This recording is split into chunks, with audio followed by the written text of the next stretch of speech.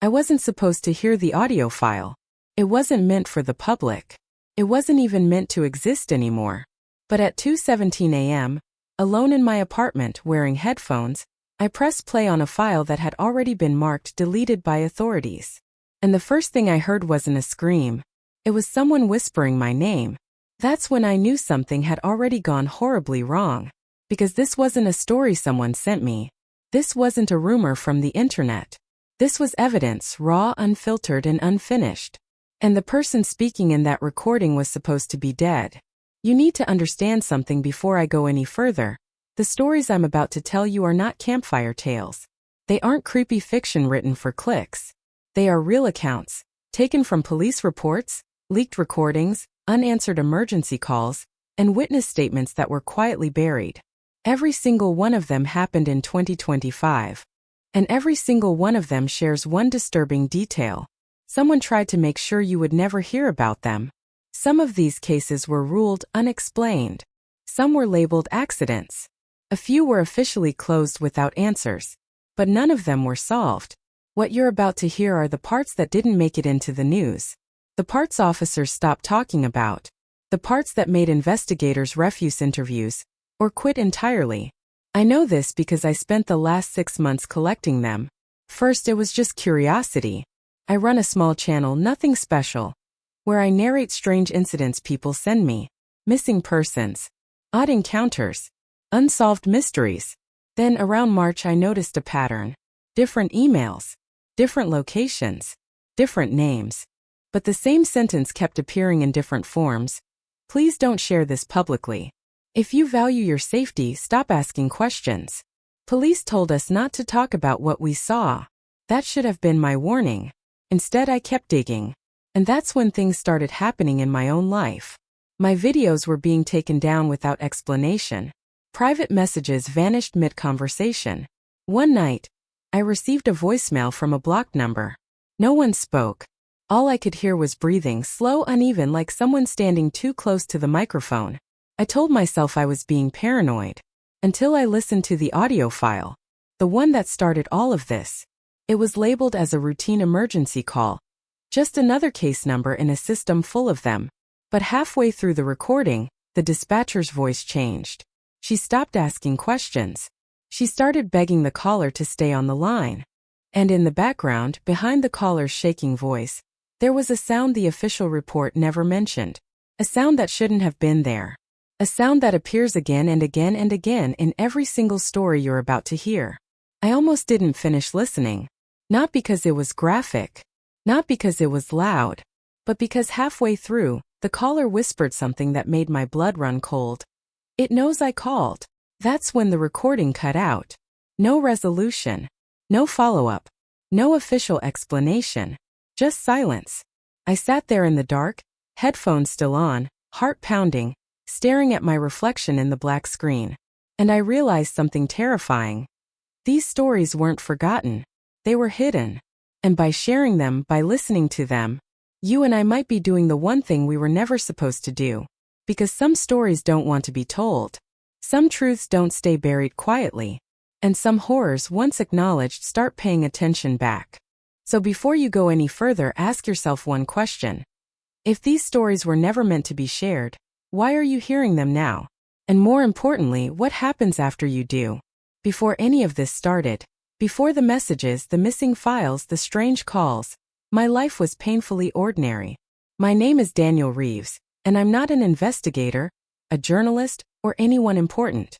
I'm just a 31-year-old guy living alone in a small, quiet apartment on the edge of a mid-sized American city. The kind of place where nothing ever really happens. Tree-lined streets.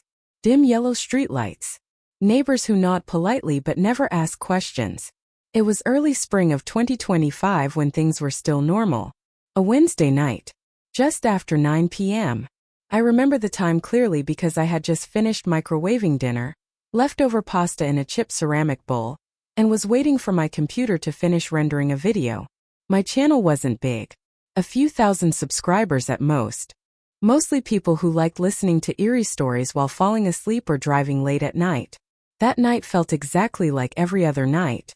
I sat at my desk, headphones resting around my neck, scrolling through emails while the familiar hum of my PC filled the room. Outside, a light rain tapped gently against the window.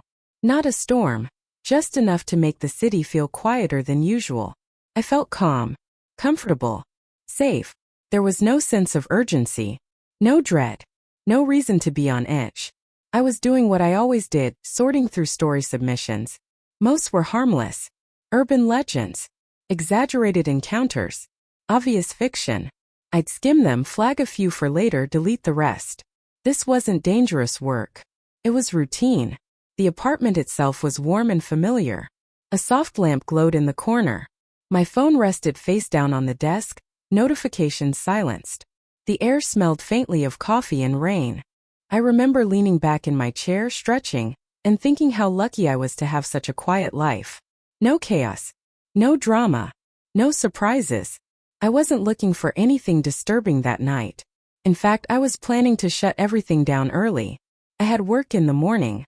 A normal job. Normal responsibilities. The kind of future that stretches forward predictably without fear.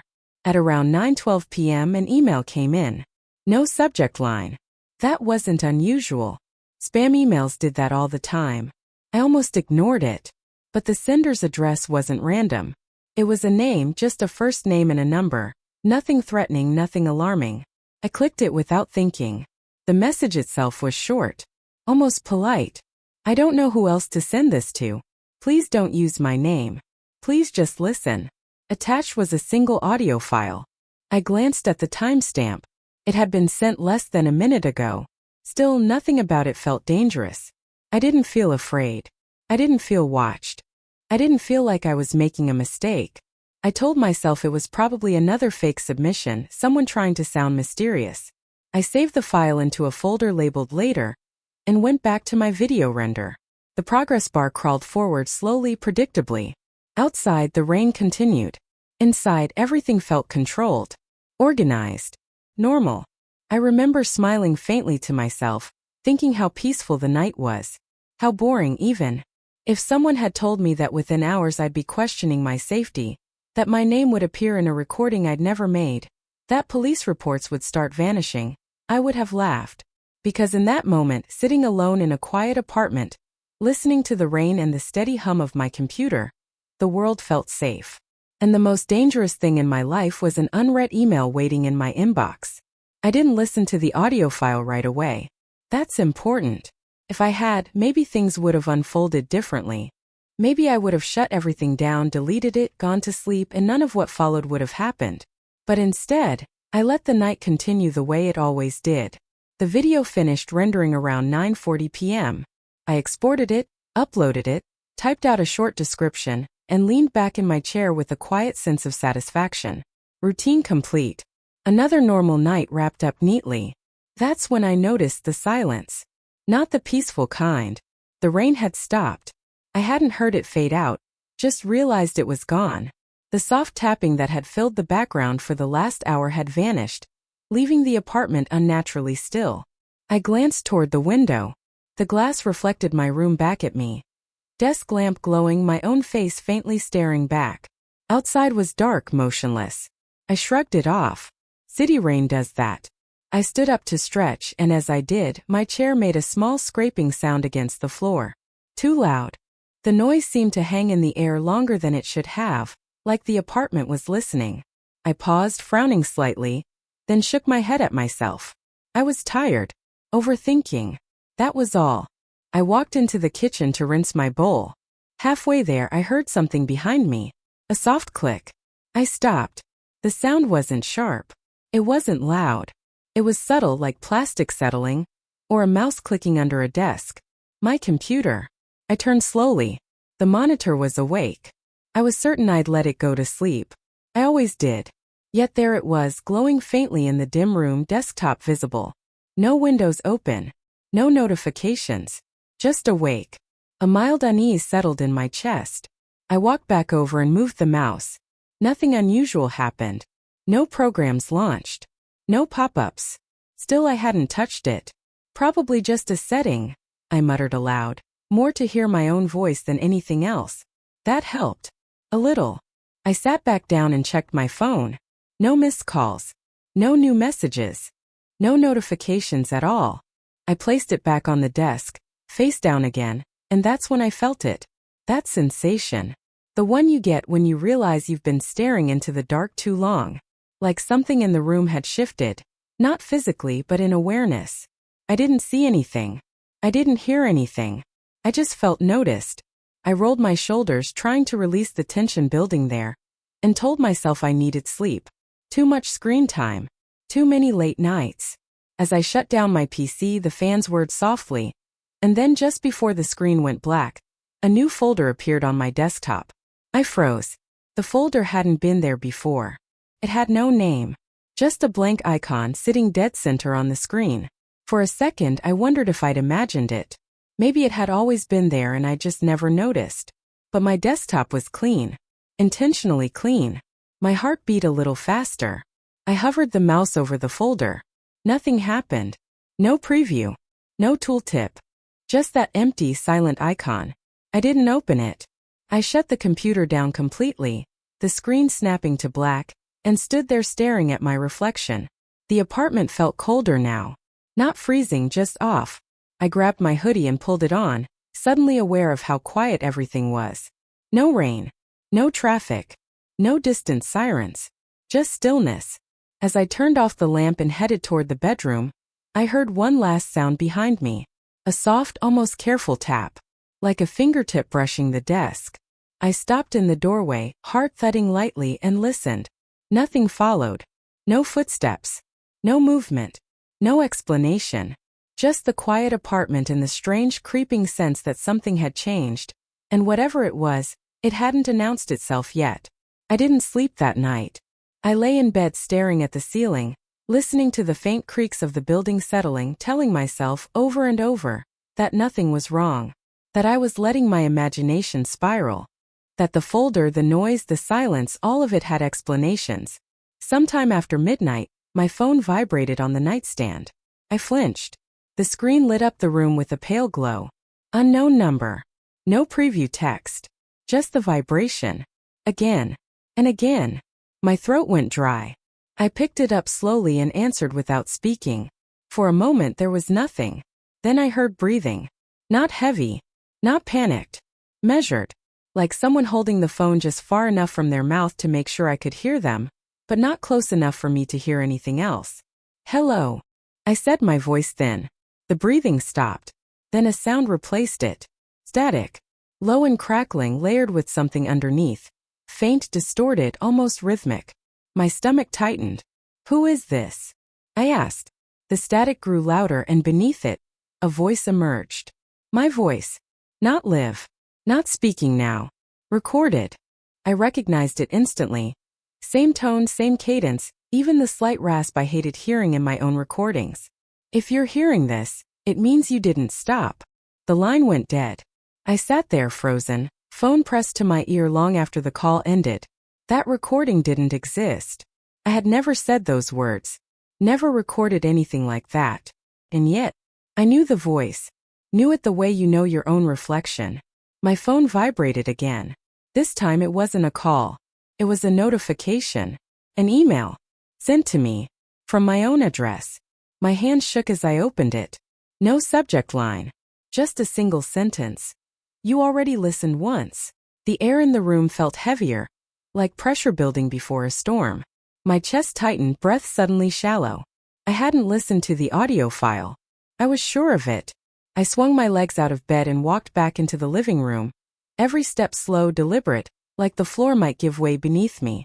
The desk lamp flicked on, casting long shadows across the walls. My computer was on. I knew I'd shut it down. I remembered the screen going black. But now it was awake, wide awake. And the unnamed folder sat open. Inside it were files. Hundreds of them. All labeled with dates. Future dates.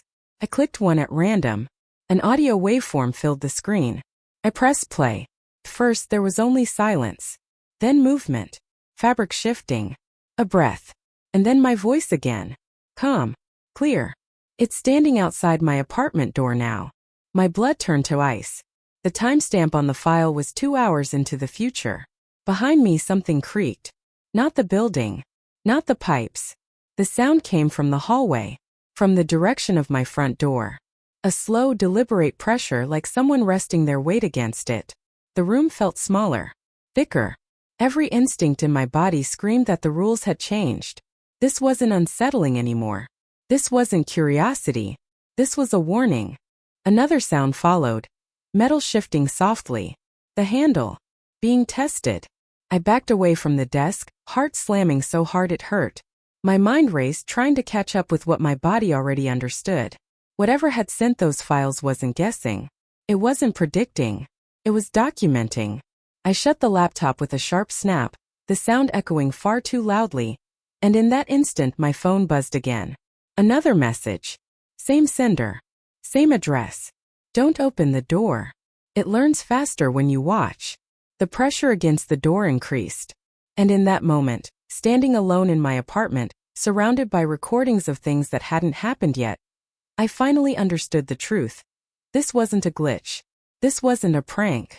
Something had crossed the line between observing my life and participating in it. And it was already inside the timeline of what came next. The door handle turned. Not all the way. Just enough to test it. Click. My body reacted before my mind did. I backed away, nearly tripping over the coffee table. Lungs burning as if I'd already been running. Every nerve in my body screamed the same word, move.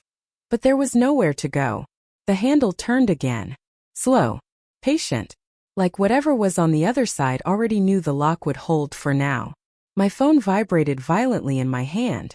Another file notification. I didn't open it. I didn't need to. I bolted. I grabbed my keys off the counter and sprinted toward the bedroom, slamming the door shut behind me and locking it just as something heavy hit the front door.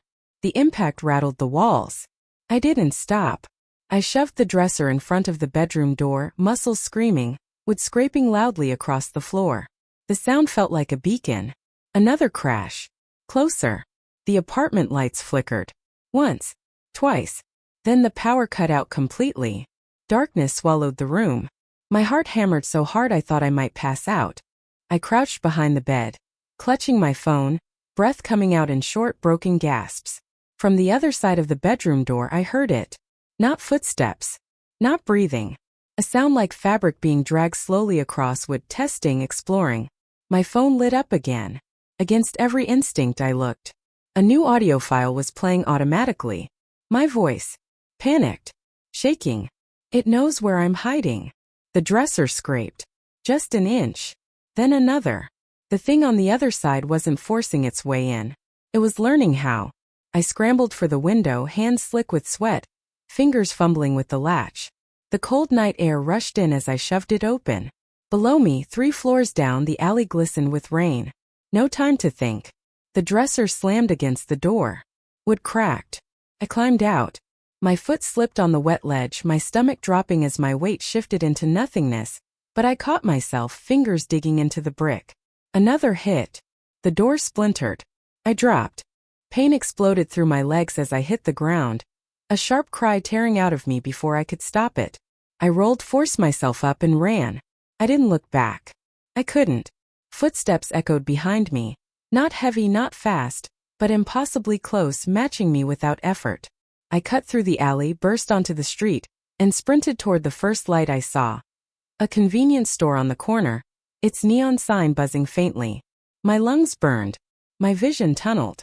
The store door flew open as I slammed into it, nearly falling inside. The bell rang. I stumbled to the counter, gasping. "There's someone," I choked. The clerk looked up, confused. "What?" The footsteps stopped. The silence hit all at once. I turned. The door was closed. The street outside was empty. No one stood behind me. No sound. My phone buzzed one last time. A final message. Good. This version survives. I dropped the phone, because deep down I understood exactly what that meant. I hadn't escaped. I'd just reached the end of the recording. The police arrived 20 minutes later. 2 officers. Calm. Professional. The kind of calm that only exists when nothing makes sense yet. They asked the usual questions: my name, my address, why I was barefoot, why my hands wouldn't stop shaking. I tried to explain, but the words came out wrong. Disconnected. Unreal even to my own ears. Someone had been at my door. Someone or something had followed me. My computer had files from the future. They exchanged looks. One officer stayed with me while the other went back to my apartment with a building supervisor. I sat on the curb outside the convenience store, wrapped in a thin blanket that smelled like old fabric softener, watching the red and blue lights paint the street in slow pulses. I felt safe. That's the strange part. My body still trembled, but the immediate terror had drained away, leaving behind a hollow, buzzing quiet. Like the moment after a near-miss accident, when you're alive but not fully present. An hour passed. Then the officer returned. "No signs of forced entry," he said gently. "Your front door's intact. Lock's fine. No damage inside." My stomach dropped. "The bedroom door," I said. "The dresser. Everything's where it should be." I shook my head. "That's not possible." They let me ride back with them anyway. Protocol, they said. To collect my things. To make sure I was okay. The apartment looked exactly the way it had earlier that night. Too exact. The desk lamp glowed softly. The air felt warm. The bedroom door stood open, undamaged. No scratches. No splintered wood. No sign of a struggle. My laptop sat closed on the desk. I opened it with shaking hands. No unnamed folder. No future files. No audio recordings. Just my normal desktop, clean, empty, familiar. The officers apologized for the scare. Suggested stress. Exhaustion. Too much screen time. They weren't unkind. They just didn't believe me. By morning they were gone. I didn't sleep. I sat on the couch watching sunlight creep across the floor, trying to convince myself that maybe, somehow I'd imagined it all. But when I checked my phone, my call history was empty. No unknown number. No late-night call.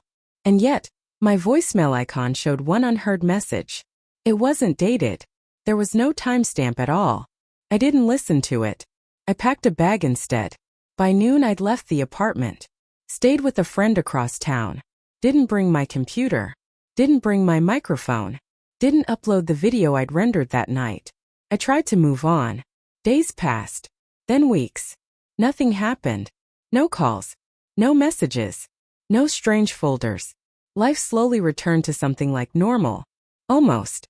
Sometimes when I walk past a dark window, I swear my reflection lags behind by half a second. Sometimes my phone lights up in the middle of the night, for no reason at all. And sometimes when I check my email, there's a draft message already open. No subject. No text. Just my email address listed as both sender and receiver. I never type anything into it. I just close it and pretend I didn't see it. Because deep down I know something I can't unknow now. Whatever was recording my life that night didn't disappear. It finished its file. And every so often, when the world gets very quiet and the air feels heavy again, I wonder if this is still my timeline, or if I'm just living inside the part of the story where the warning already worked.